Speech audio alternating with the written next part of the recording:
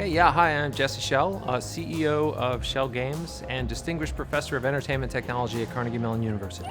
Schell Games is a video game studio in Pittsburgh, Pennsylvania. We have about 120 people. We've been making games for about 17 years. The thing that's special about Pittsburgh is a city that has a great history and respect for building and making things.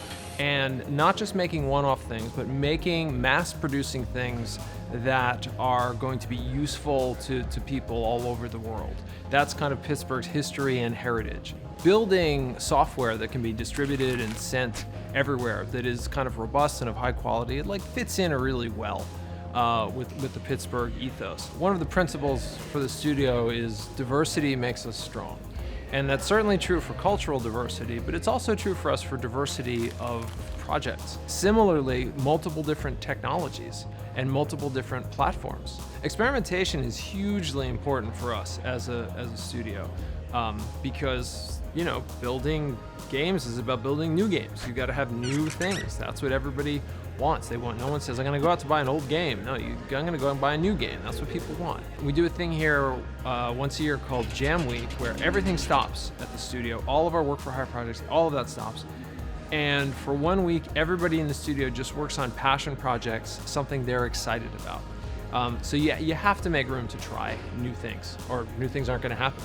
Entertainment's a thing we care about, and so people will pay a lot of money.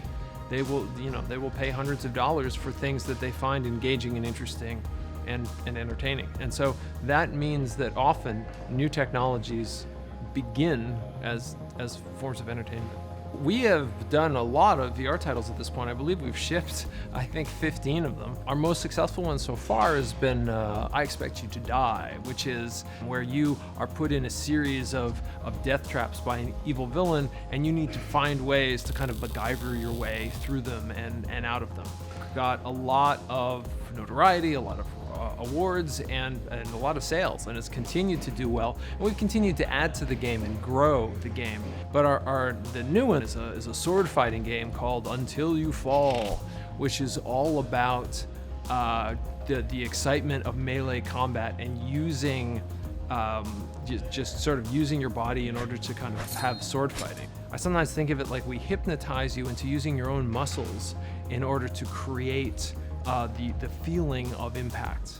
It's one thing when you're talking about some very normal, dull industry, but there's so much passion in this. So it's passion combined with something that's hit-driven.